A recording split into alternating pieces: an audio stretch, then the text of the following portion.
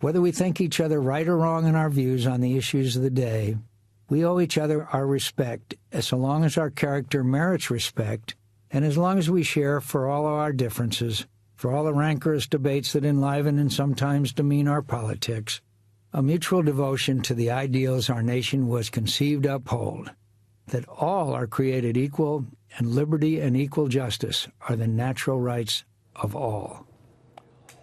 All right, an excerpt from John McCain's latest book, read by John McCain himself, The Restless Wave, Good Times, Just Causes, Great Fights, and Other Appreciations. It's caused hackles on all sides of the political fence, or both sides of the political fence. It's gotten some conservatives very, very upset. It's gotten some liberals just very, very perplexed. So obviously it's doing its job and true to form of John McCain. With me now is Senator Joe Lieberman, a good friend of John McCain. In fact, you recently visited him, right, Senator? I did, Neil. I was there a week ago Friday. At that point, he was at the Mayo Clinic in Scottsdale. And he was okay, really. We had a good conversation. We told some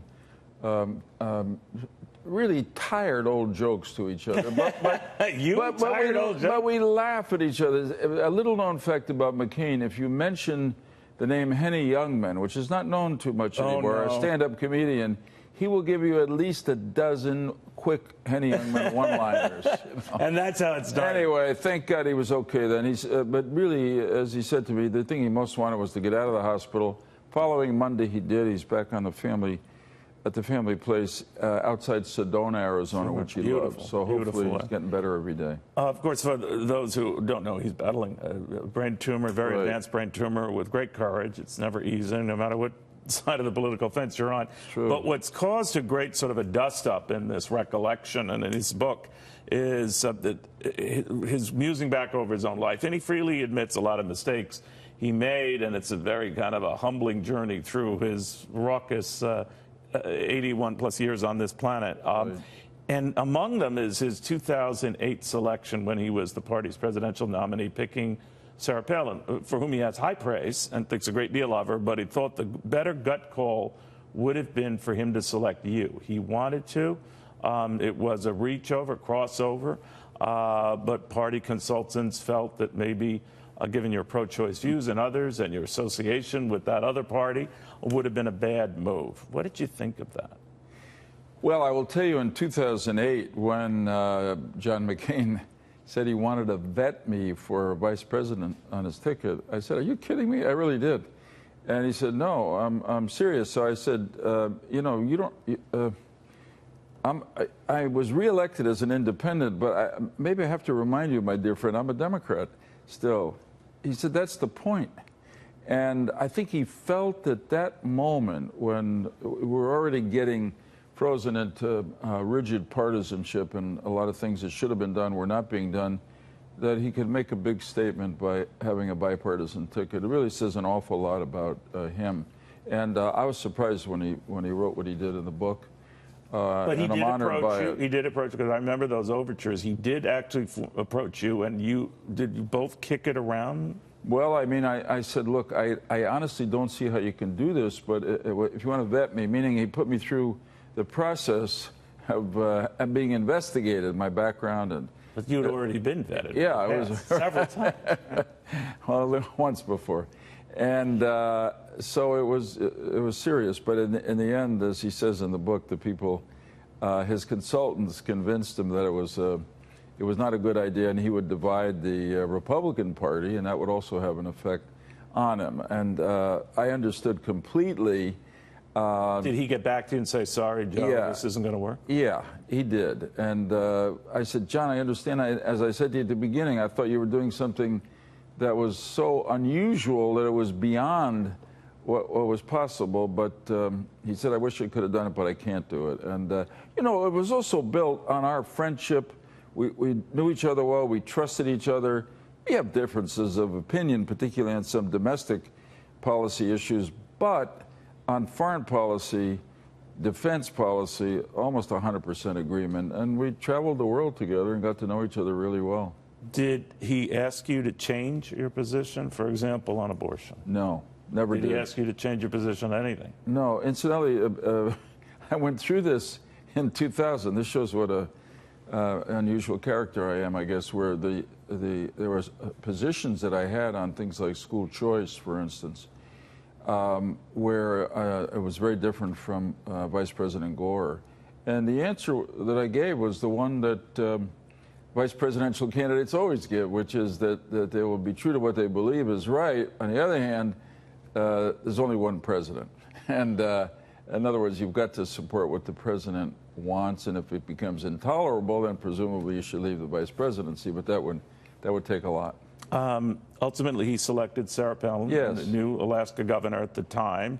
Did he share that with you, that she would be his choice, and what he made of that choice? Believe it or not, not a lot. Really? I mean, I probably, when I get to sit down and read the book, I'll probably learn about a lot more about all that. When you met with him, did he say that that would be a big part of the book, or that discussion of the whole episode? No, but I did get to meet Sarah Palin for the first time at the Republican convention in 2008, and I worked with her on foreign policy matters and was involved somewhat in preparation for the debate she had with Joe Biden. So, I mean, I got to know her and like her, truthfully. You know, it's weird, Senator, how life goes full circle now. Joe Biden, of course, and you are friends. And, of course, Joe Biden visited John McCain as well. So it just reminded me of a time maybe there was a collegial friendliness to all. But what comes through loud and clear is that whether John McCain admits this or not, you could argue that the selection of Sarah Palin ignited this sort of populist, approach in the party, the Republican Party in particular, that might have, laid the groundwork for Donald Trump. Maybe. I mean, it took a lot of steps in between. So I know John's really a gentleman and a civilized person, and I think he's grateful for all the effort that Sarah Palin gave during 2008, and I don't think he wants to say anything negative about her. But by just confirming what we had known, it's got to hurt her. Yeah, maybe, probably. Yeah. I mean, to say that he wished he had chosen somebody else, but it wasn't an easy call. And as I say, he took me on a ride I never expected. Hey, I never expected to run for vice president in the first place. To be considered twice. That was way beyond. Unusual. Is America a great country or what? Also, we're getting a word that the senator does not want President Trump at his funeral. What did you make of that? I've heard that. I honestly don't know whether that's true. When you met with him, I don't want to divulge private conversations, but I'd be happy if you shared them. Did you talk much about President Trump? No, not at all. Really? At all? Oh, about President Trump? Yes. Oh, a little bit, but nothing about the funeral. I mean, nothing about the funeral at all. And I hope to God this relationship the two have, it seems so bitter and angry. Is it that way with the Senate? When you say I don't want to invite him to my funeral, that's pretty severe. Incidentally, that rumor, which I think it is, sounded more it's not personal. True? I don't know that it's true. That sounded more personal than John McCain has been in his conversations with me about President Trump. In other words, he'll disagree with things that the president has done, but I don't feel that kind of personal hatred there at all. Well, how do you think he would feel about the president entertaining dropping the deal with Iran? And that could come tomorrow.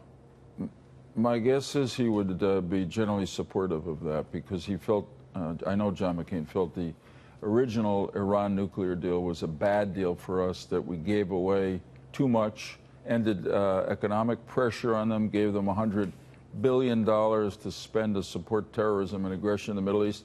And we got from it a pause in their nuclear program and not the ability to really fully inspect places in Iran. And so you would concur with that? Totally. I mean, I was a critic of the Iran nuclear deal.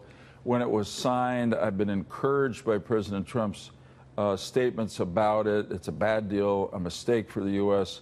I'm very hopeful that tomorrow he'll withdraw the United States. He has the authority not to slap sanctions back on immediately, or he could do it selectively. I mean, he could sanction the Bank of Iran in a way that would really hurt Iran.